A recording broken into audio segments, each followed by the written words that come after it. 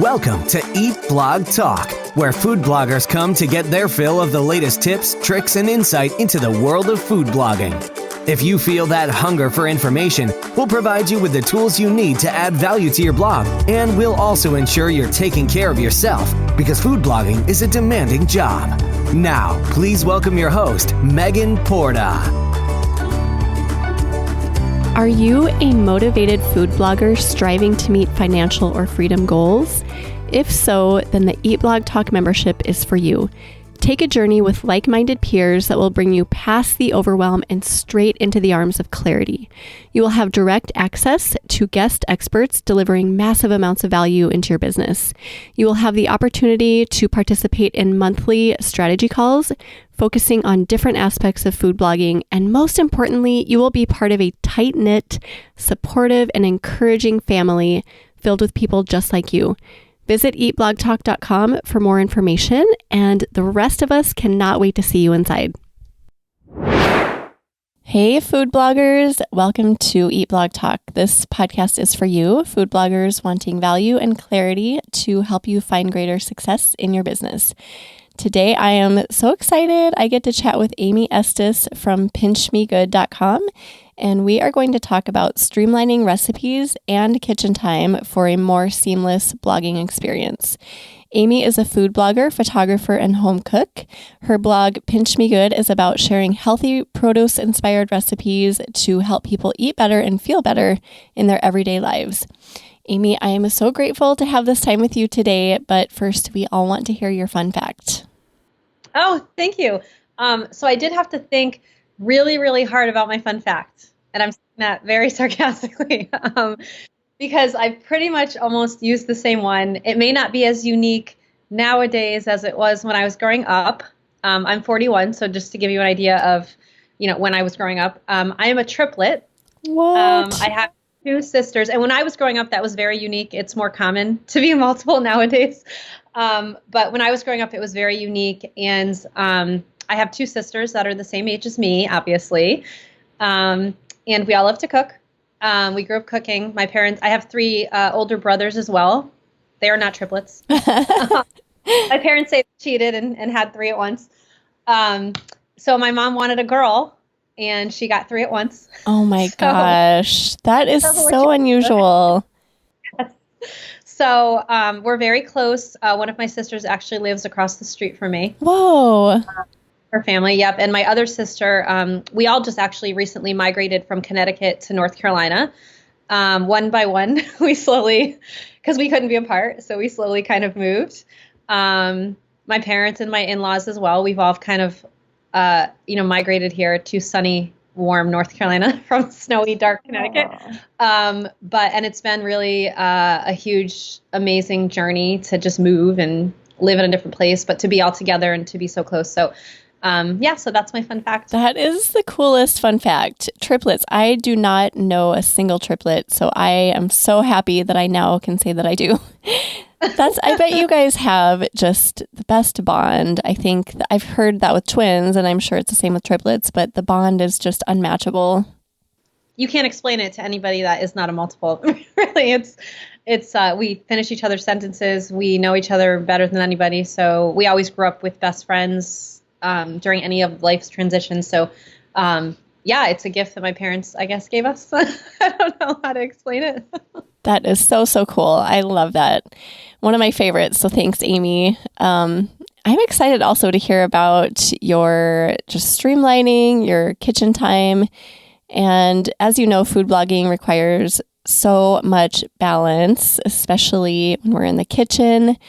So you have insights for us, Amy, about how to streamline our kitchen time and also our meal prepping time in order to make our lives easier. And we all want to make our lives easier. I think that will make everyone's ears perk up a little bit. So you have this phrase you use, produce-inspired recipes, and I really am eager to hear about that. I think it's such an interesting, an interesting term, and I want you to talk us through that. What does produce-inspired recipes mean? Great. So this is kind of new for my blog. I'll explain what produce-inspired recipes means, and then I'll kind of explain a little bit about how I got there, if that's okay. I think, this is a podcast where a lot of food bloggers listen to it, and we're all trying to find our niche and kind of define our brand. And this is kind of how this all came about. So produce-inspired recipes are exactly what it sounds like. All of my recipes are centered around using fruits and vegetables as the star of the dish. I grew up, eating a lot of fruits and vegetables. My parents, ate very healthy. They still do. I always say to my mom, what was the magic? Now that I have kids, I'm like, how did you magically get me to be so excited about produce? Because I struggle every day with my kids who are 5 and 8. But it's really just, putting if I'm trying to come up with a recipe for, spinach and cheese stuffed chicken, I'm really thinking about making the spinach the star of the dish and not necessarily the chicken the star of the dish. Chicken has a lot of nutrition as well. But I think a lot of people, or at least I've seen a lot of people, struggle with getting enough fruits and vegetables, and you need way more than you think. I am also a certified nutrition coach, so I understand when I got that certification, made me realize how much more our bodies truly need to operate efficiently and to perform at our best every day. And I feel amazing every single day. I have for 20 years. I've always eaten very healthy and exercise. And I was an athlete previously. I used to run marathons. So I don't do that anymore, because I have kids. And I don't have 4 hours to go and run. But, I feel so amazing every day. And I kind of looked at that and said, why do I feel so amazing every day? Everybody should feel like this. And I've done every diet under the planet. I was vegan and vegetarian for 3.5 years in my early 30s, early to mid 30s after I had kids. And it was the unhealthiest I've ever been, believe it or not. Now, I'm not saying that diet is not healthy. It was not for me, but many people thrive on it. And I think that's great. I really commend them because it's hard. During that journey, it opened my eyes up to eating so much more different types of foods and produce that I kind of stuck to the basics, like tomatoes and lettuce and potatoes. Like I didn't really eat a lot of squash or beans or a lot of all the greens that are out there. There's so many different. I kind of stuck to spinach. So it really opened my eyes when I was just eating more of a plant-based diet of all the produce that's out there and all the amazing recipes you can make. It made me more efficient in the kitchen, doing meal prep. And just I learned a bunch of different techniques on how to cook, which is really what inspired me to start Pinch Me Good. And now I eat meat again to help me be healthier and feel better. I eat meat and fish in my diet now. But what I've learned in every diet out there that I am aware of, the one thing that is constant, pretty much every diet has you eat fruits and vegetables or allows you to eat fruits and vegetables. And that's really what produce inspired is to me. It's something, the recipes I create are recipes that everybody can eat. To eat a more colorful diet, to add more fruits and vegetables into your diet, which will help you feel better, eat better, and just be healthier and live a more fulfilling life. And that's really, we want to feel our best every day, right? So we can perform at our best, be the best mom, wife, friend, daughter, whatever it may be, business person. And everybody always says, you have so much energy. You must have a lot of coffee. How are you ever tired? How do you get so much done? Why does your skin look so good? Part of it's genetics. My mom is 73. She looks 60, maybe younger. She has beautiful skin, but it's all about, I eat a colorful diet and I drink a lot of water and I move my body. And that's really it's really that simple. We don't need these crazy complicated diets. It's really just eating a more healthful, colorful diet. And that's what produce inspired, is, and those are the kind of recipes. Amy, that was so inspiring. I was loving hearing you talk through that. And I love the simplicity of it. It's really about those three things. So colorful diet, water, and movement. And if you can get those three things, which is actually really easy to do, you can be so healthy and it makes sense. And it's so easy though to consume garbage and choose not moving over moving and not drink enough water. I did that for years. I finally made a commitment in 2021 to start drinking more water we all hear it, right? We're always like, you need to drink more water, but do we actually do it? And I didn't for so long. I was like, I know I need to drink more water, but I've been drinking more water than I ever have in my life. And I feel amazing. Just that one little change. So I'm curious, like how much, how much water do you recommend people drink, and how much color, like, do we have to think about this for every meal? What are your thoughts? That is an awesome question. Now I think everybody is different. But I will say, I will get to that point. I just want to say one thing. What I've learned from becoming a nutrition coach, and just my mom was a nurse for 45 years. So just hearing her talk about kind of in the emergency room, hearing her talk about things that people went to the emergency room for and all these things, 95% of, and you can look this up, it's true. 95% of the issues that we have daily, being bloated, having a headache, feeling lethargic or tired or sluggish, is because we're not drinking enough water. It blows my mind, but it's true. Whenever I have a headache, which is rare, or I'm not feeling 100%, I just drink some water and it literally changes my whole day. I say the same thing to my kids. They each have dedicated water bottles. I don't give them any sugary drinks. So once in a while, they'll get apple juice or orange juice and they think it's like the greatest thing ever. But a lot of people give their kids too much juice. If my kids have an issue, I always say, what am I going to say? Drink some water. And it always solves the problem. We're so quick to give our kids medicine when they have a headache or when they're not feeling so great. And I think that I really try to stick to more, natural or whole kind of remedies, which is drink water first. And I have to say 95% of the time it works. That's amazing. That just makes you want to do it right now, right? Just start drinking more water, because I think it's such a simple solution. Our bodies are screaming at us, telling us that we need hydration and you're not giving it to us. And we're like, okay, here's ibuprofen, here's medicine. And that is not what it's wanting. That's probably making it even worse, right? Yeah. And I think, a lot of people are like, a lot of people, complete strangers. I mean, I live in North Carolina, so strangers talk to you. That's, one of the reasons I love living here. But some people wouldn't love that. I go back to Connecticut and I talk to strangers and they look at me like I'm crazy because that's the norm here. Everybody's just really friendly. But people come up to me all the time constantly and ask me what my skincare routine is. Strangers in the grocery store. And I grew up with people asking my mom this question.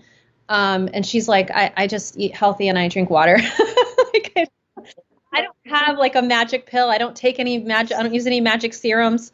I had a Zoom call with some colleagues a few weeks ago, and they asked me as soon as I got on the call, what is your secret? And I'm like, I don't have one.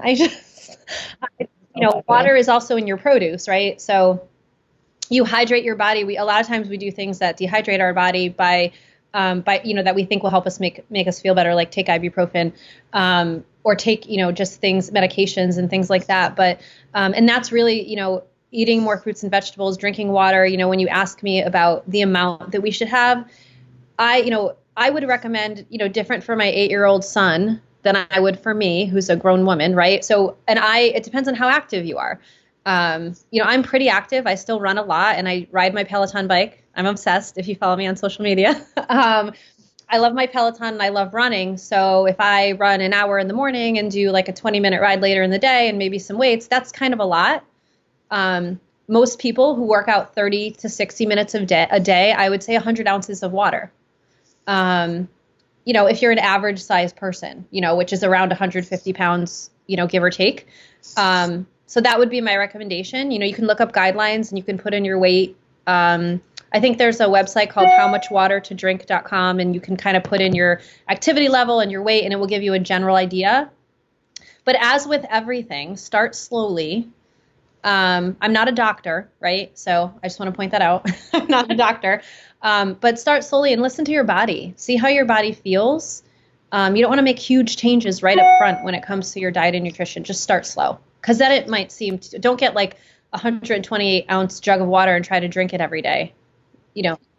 Start with an extra glass of water in the afternoon before you drink coffee, because maybe you don't need that extra coffee, because water sometimes will give you more energy than caffeine, right? So that's really the guideline. And then when it comes to fruits and vegetables, people are going to be surprised at how much I say you need. So don't everybody email me or message me screaming. It's more than you think. It's not that much, but I would say 6 to 8 servings. And a serving to me is about a half a cup. It depends. Like a cup of spinach is a serving of spinach. So, and yes, eat fruits and vegetables at every meal and for your and in your snacks. That is such great advice all around. Water and color, fruits, vegetables, we need all of it. So give us some examples. So you mentioned before using spinach as a main feature of the meal instead of like chicken, for example. So if you had spinach, how would you build your plate around spinach? Oh, I love this question. So first of all, I would think, what am I having for my protein? So if I was having, for example, chicken, as I mentioned before, we'll just stick with that because that seems to be like something that most people eat, right, for their protein. So if I was having chicken, right now I'm testing a spinach and cheese stuffed chicken. So I think it's kind of front of mind for me. But I would think about, sauteing the spinach and then mixing it with a cream sauce, and then having it with the chicken and then, stuffing it in the chicken and then baking it. You could also do something, if you're doing a pasta, you could do a spinach and basil pesto and add some spinach to your pesto. And just kind of do basil with, and make like a basic pesto and then pour that over your salad for like a vegetarian or meat-free spinach meal. Of course, you could always do a salad, which I do. And then every single morning, I start my day with a cup of spinach, no matter what I'm eating. Sometimes I'll do a savory spinach and cheese with some oats. Some people would be surprised, but it's actually really good. Or I'll do egg white scramble with some goat cheese and spinach, which I had this morning, which was insanely delicious, with some sprouted grain bread, like just for example. So I'm starting my day. It's a positive pattern. And it actually makes me eat less during the day if I start my day with spinach. I am starving right now. I want to go to my fridge because I think I have spinach. I know I do. I am so hungry all of a sudden. That all sounded amazing. And I love how you get so creative too. Good job. Yeah, right. So you talked earlier about learning different techniques actually helps you like be more efficient in the kitchen. Can you talk more about that? How do you feel like that helps? So when I talk about techniques, it comes down to meal prep techniques. So things that I can do in advance to make cooking easier and simpler and quicker, because I do have 2 small children. And a husband they're all boys. So I live in a house of boys. They always need to constantly be eating. Also the different techniques, cooking techniques I've learned. So, there's a lot of gadgets out there. People always ask me this question. I actually got an email this morning from a reader asking me this question. It happens all the time. What are the appliances I should buy? What should I buy to make cooking quicker and more efficient? There are 2. You're probably not going to be surprised by what they are. My air fryer is my life. It's not really my life, but when it comes to cooking, my mom tried to convince me to buy an air fryer for so long.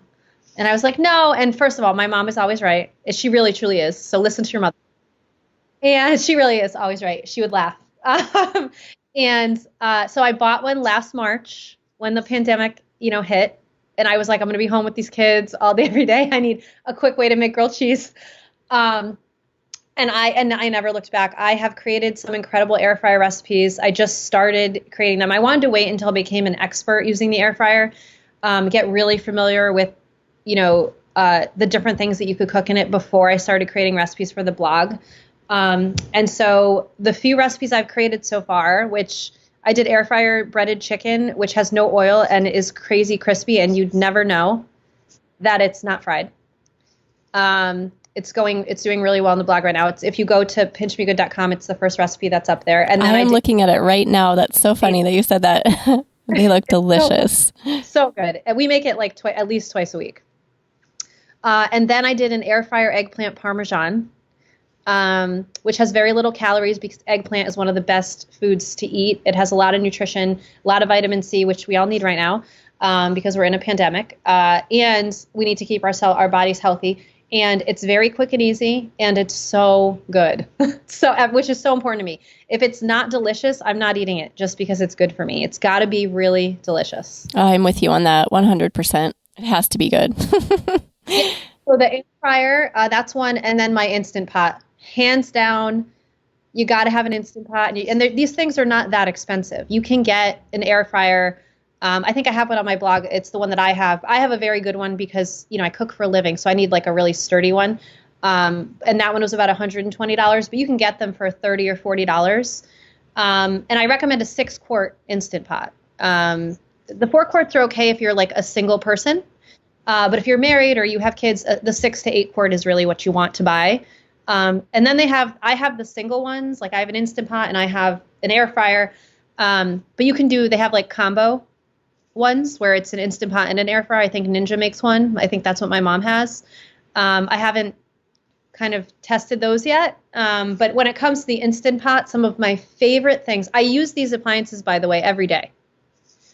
Now, obviously I cook for a living, so, but I use them every single day, and they're very easy to clean, very easy to use, and quick. The things that blow my mind about the Instant Pot, number one, chili. You can make it in 25 minutes instead of slow cooking it for 4 hours. And it tastes just as good, if not better. So it's really a pressure cooker. That's what an Instant Pot is, if people don't know. I have a turkey chili on my blog that's amazing.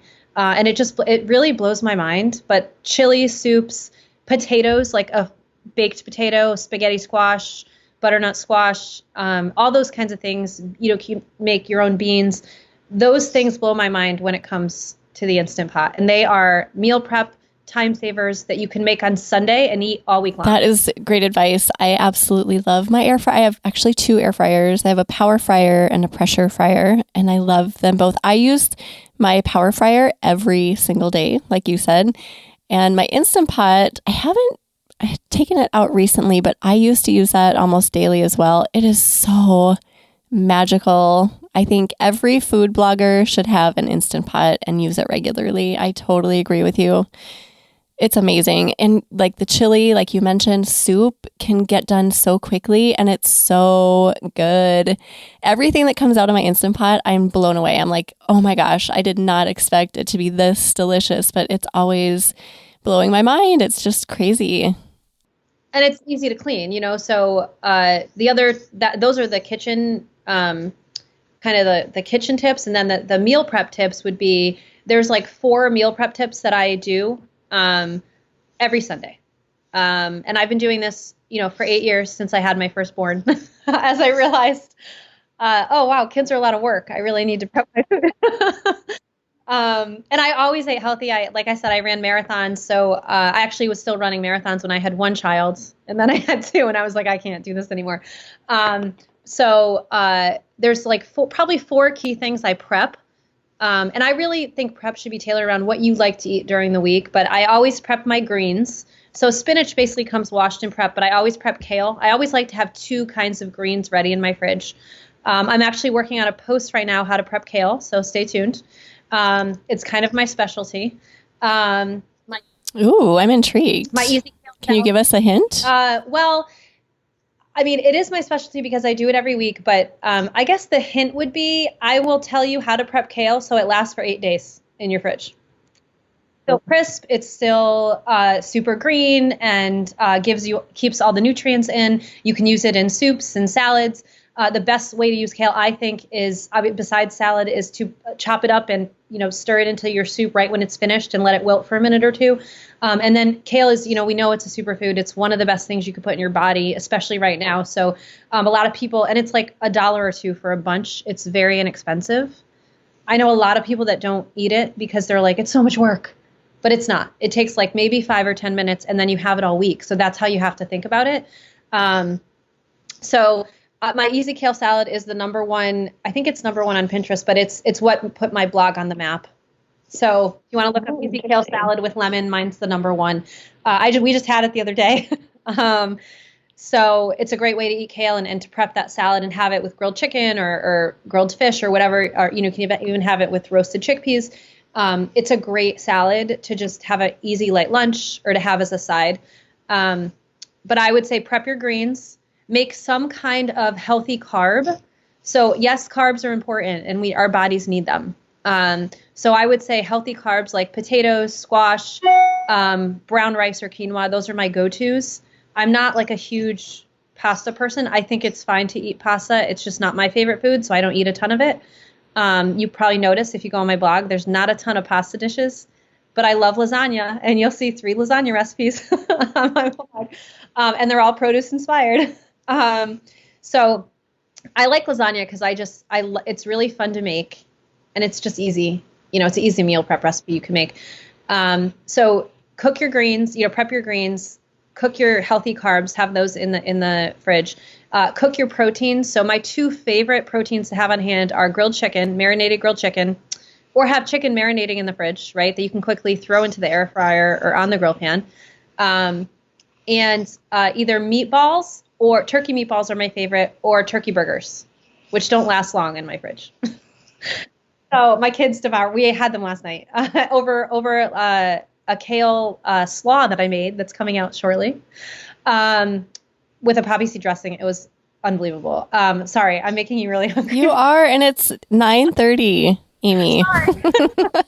My brain is surrounded by food all day. So I know. It's hard not to talk about it, right? No, I really appreciate you talking about all this delicious stuff, because I'm actually inspired. I'm writing all of the ingredients down that you say that are just like inspiring me. So kale. I used to cook with kale all the time and use it all the time, and I haven't. And as you're talking, I'm like, why? Why aren't I doing this? Like you said, it's really inexpensive. It's so good, and it's so versatile. And I used to throw it into a pan just with a little bit of olive oil and just cook it so it wilts just a little bit. So it's not quite as like crunchy or not chewy, get rid of that chewiness a little bit. And then toss it with some other lettuce and maybe some apple cider vinegar and a protein. That is like my favorite salad ever. So I'm inspired to do that again. So keep going. I want to keep hearing about your food. Yeah. Well, you can also throw the kale into a food processor and pulse it a few times. So a lot of people don't realize that, but you can do like a shredded kale and put it in like burgers and sneak I love it into that. everything for your kids, so they're getting a healthy a healthy green in there. So eating your greens is very important.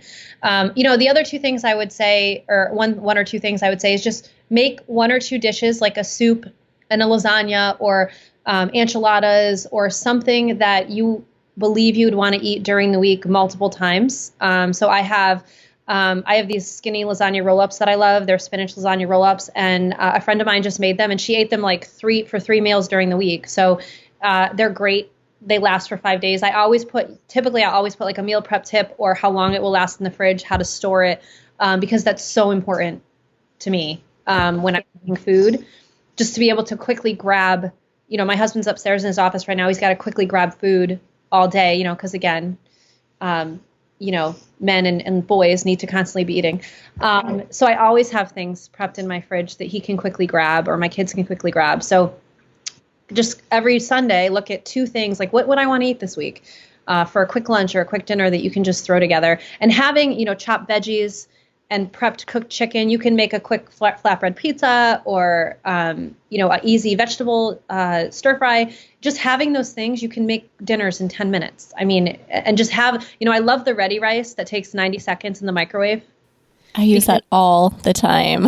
Make a stir fry in like 10 minutes. If you have cooked proteins, even if you don't, it might take 15, if you have to cut up the chicken and cook it. But we have a stir fry sauce coming out in a couple weeks.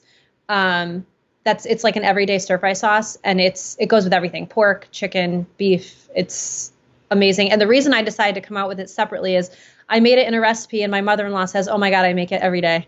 So I'm like, okay, I guess I should probably. Yeah, that's a keeper when you hear those words, right? Yeah. So I just listen to what people say and what they want. And I do produce inspired recipes, but I also will create things that you can serve with your produce, like air fryer crispy chicken and an everyday stir fry sauce. Those are things, you have to have accompaniments to your food.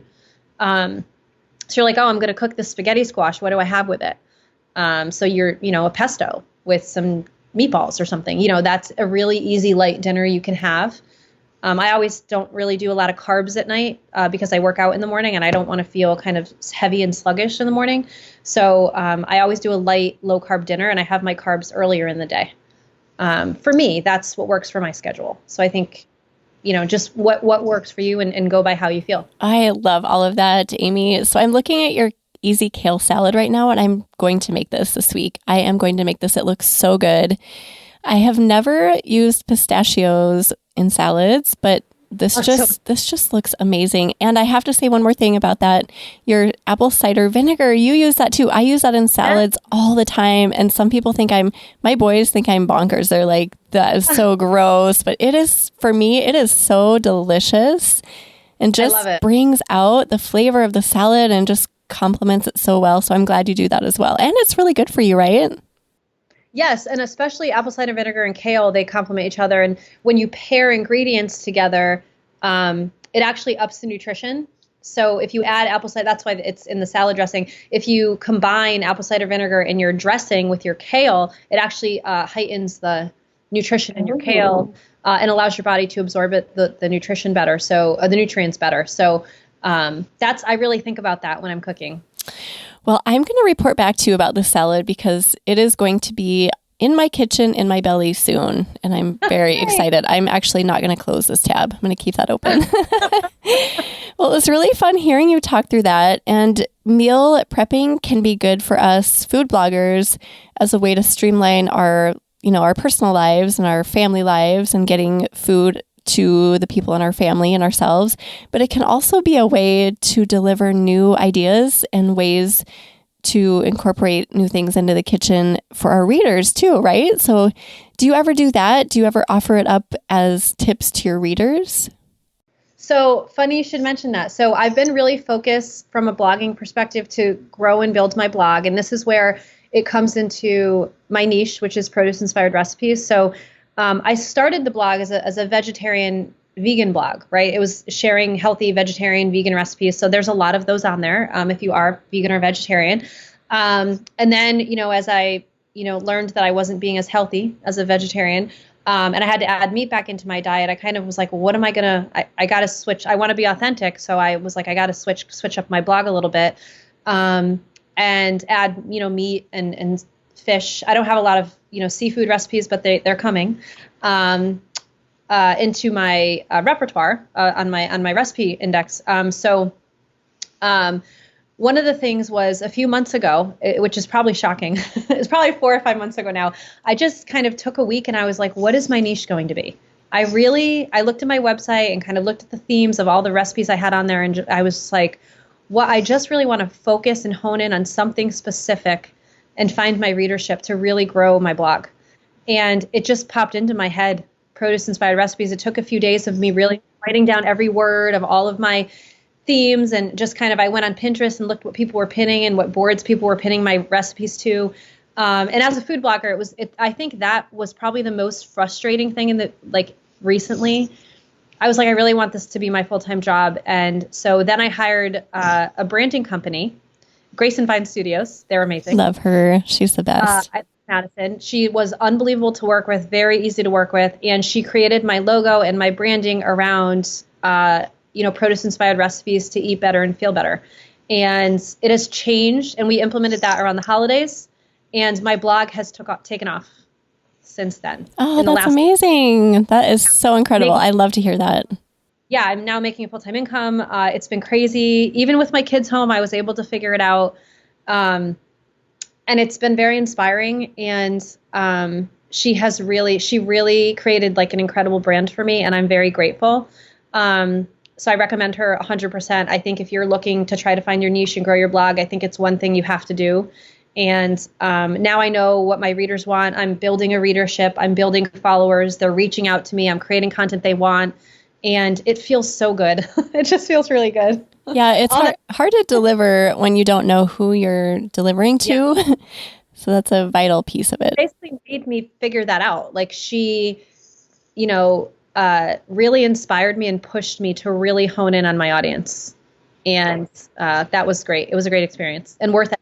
It's ironic because Madison, who you're talking about, is actually wrapping up my new branding as we speak. So I'm super excited. She sent me just like a kind of a preview video yesterday of what it's going to look like, and I love it.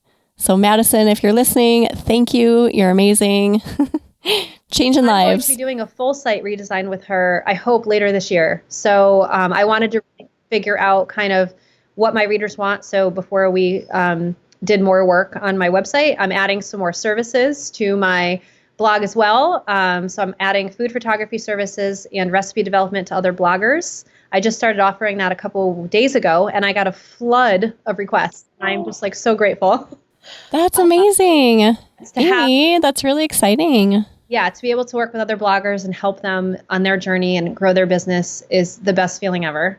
And I'm excited. It's exciting. Yeah, that's very, very exciting.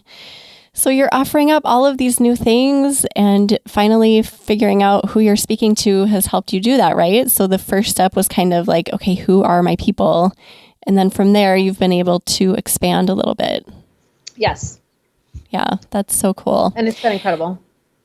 Good. Well, I can just hear it in your voice. It's something that really excites you and you're happy about it. And that bleeds over into the work that you do and the recipes that you produce. And honestly, like the energy that you have too, right? Don't you think? I'm very passionate about what I do. And, if somebody told me 10 years ago, 5 years ago that I would be doing this, I think most of us would probably say, are you kidding? I'm going to be a food photographer and a food blogger. But when I got married to my husband, we talked about kind of like that about 14 years ago, I got married, and he said, what do we want to do? Like, we talked about kind of what our goals are, which you should always talk about with your, soon to be spouse. And I said, I don't know. I really love food. I kind of want to write a cookbook someday. And he thought I was nuts.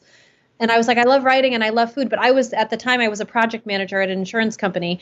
And I didn't really know. I thought that was going to be my career. And I actually did leave my corporate job in 2019 to pursue something. I didn't know if it was going to be the blog. The blog was very young at the time, but that's when I became a certified nutrition coach. I said, I want to do something in health and fitness.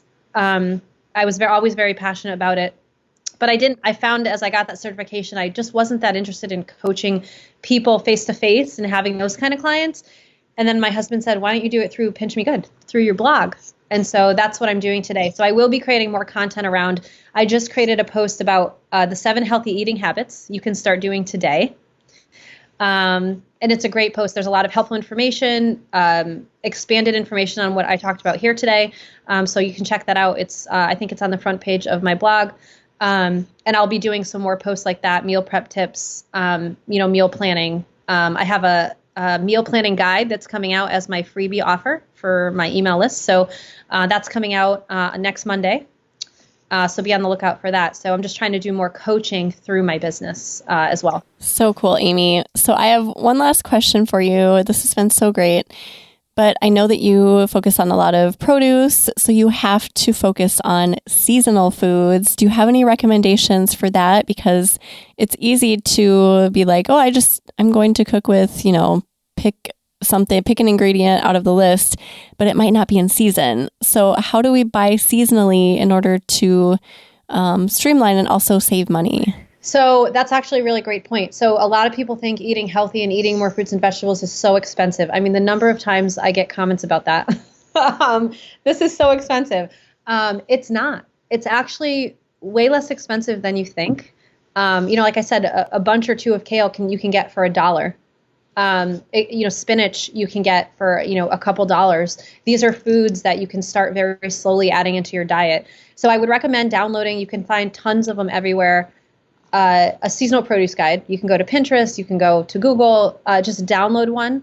And then when you're ready to go do your shopping, look at what's in season, because it will be much less expensive, much more available in your local grocery store or farmer's market. And it will have more nutrition and have better taste and flavor when it's in season than when it's not. So if you look at my recipes, I always cook seasonally and offer things that are in season. Like broccoli is in season basically all year. I just did this amazing roasted broccoli. But broccoli is in season all year. But I have a lot of squash recipes that do really well, obviously in the fall and early winter. Squash is my favorite vegetable on the planet. It's very obvious on my blog. People will say, oh, you obviously love squash. I actually want to write a cookbook just around recipes using squash because I love it so much. And I don't think people eat it enough. It has a lot of flavor. But yes, I would say download a produce guide and eat seasonally. That's a great way to start because it's also a great way to get fruits and vegetables into your kids. Because when the fruits and vegetables are more colorful when they're in season, they have more flavor, your kids will be more excited about eating them. Trust me. Because my kids are young and it's really hard to get them to eat those colors. Oh my gosh. It's been like a lifelong ongoing battle with my boys. They used to eat anything I gave them. I mean, I think this is probably true for any kid. You know, when they're really, really little, they'll just eat whatever you put in front of them. But now it's such a struggle and I have to be sneaky, and I do it because they need it. But it is such a struggle. But once I figure out the things that they like, I latch onto that and like go with it. If there's a vegetable that they will tolerate, I will just run with it. What is your favorite squash? My favorite squash is butternut squash, hands down. Love butternut squash. What's your favorite recipe to make with it? My favorite recipe, I have two right now. Can I give you two that I love? Yeah. First of all, I just love regular oven roasted squash. I make it every Sunday. My mom will always say, you always have squash on your counter. Now, it should probably be in your pantry because it should be stored in a cool, dark place. But it's on my counter because I'm usually making it that day. And it's very inexpensive. So I have a how to roast butternut squash on my blog. It's very easy and simple. And people get intimidated. They're like, I don't want to peel it. Please buy a whole squash and cut it up and peel it, and don't buy the pre-cut because you lose so much flavor and nutrition by buying the pre-cut. So I think if you're using squash, you're going to puree it into a sauce or something, you can buy the pre-cut. But if you're going to roast it or use it in a soup, I recommend buying like the whole squash and cutting it and peeling it. It just takes minutes. It's very easy. And you pay so much extra for that cutting and peeling. And so my favorite is just oven roasted squash. I love to throw it on salads, have it as a side. I'll eat it as a quick snack. That's probably my favorite number one. And then I have a roasted butternut squash soup that I'm probably making weekly right now. My husband yesterday said, I'm kind of sick of it though. Can we have something else? Uh-oh. I just love it so much. I make it a lot. But I think soup is great though. It's a great thing to have in your fridge when you're hungry. It's just something quick you can heat up in the microwave. So, have it with a couple whole grain crackers or toast. So I just think it's a great thing to have in your fridge. So yeah, those are my favorite: oven roasted squash and butternut squash soup for sure right now. I absolutely love squash as well. And butternut squash is one of my favorites. I did a recipe a few years ago. It was butternut squash with apples. Ooh, yum. And I roasted it together. And it is one of my top recipes. It was surprising, but still it goes strong, especially through like the holidays and holiday cooking in those seasons. People really love it. It's such a good just combination of flavors. You wouldn't think that apples would be a good complement, but oh my goodness, love that. And now I want to go make squash too, Amy. So kale and squash are on my list right here. You're eating very healthy today. You're eating very healthy. Yes. In my mind, I'm eating very healthy. Okay. This has been so inspiring. I absolutely love your produce-inspired theme and how you've just dug into your blog and figured out exactly what you want to do and deliver to your people, and how that's carried you through to finding other passions and other things you want to deliver. I have just loved our chat, but I do want to know what your number one takeaway is for food bloggers listening along the lines of digging into produce-inspired recipes or meal prepping or anything along those lines.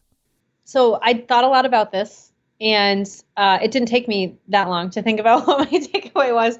I know that the audience is mostly food bloggers, and food blogging is a really hard business. So I know everyone listening can appreciate that. And we have to wear a lot of hats. But I think the most important thing for me, and I think I already said this, but find your niche. I think a lot of people have been successful in having kind of just like a general food blog with general recipes. But and I know other people have said this before, it's very hard. It's an easy thing to procrastinate about. Let me tell you, I did it.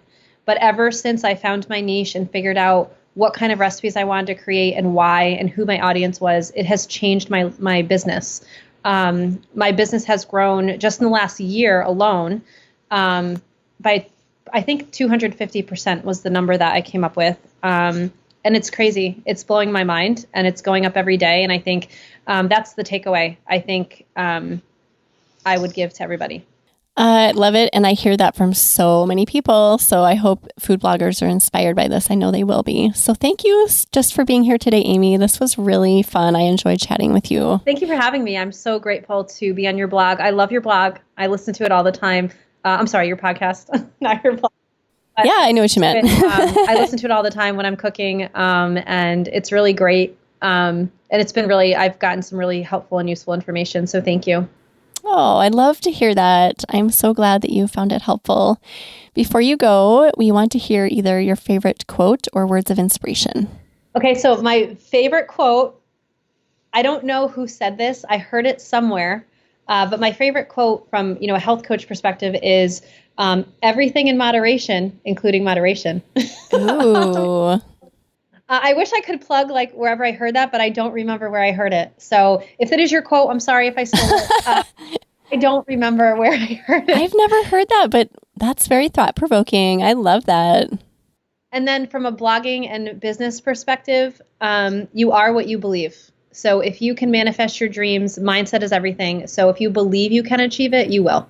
Oh, love it so much. Thank you so much for sharing that.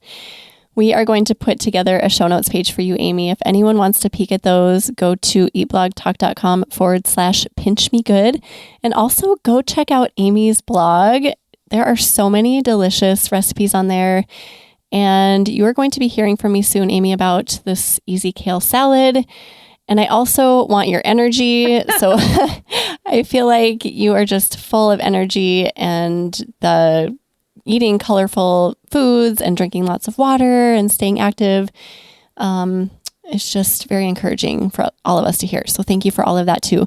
Why don't you tell everybody where they can find you online? So you can find me online on Instagram at pinchmegoodfood, as well as Pinch Me Good on Facebook.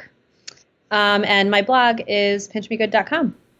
Awesome. Well, thank you so much for being here, Amy. Thank you for listening today, food bloggers. I will see you next time. We're glad you could join us on this episode of Eat Blog Talk. For more resources based on today's discussion, as well as show notes and an opportunity to be on a future episode of the show, be sure to head to eatblogtalk.com. If you feel that hunger for information, we'll be here to feed you on Eat Blog Talk.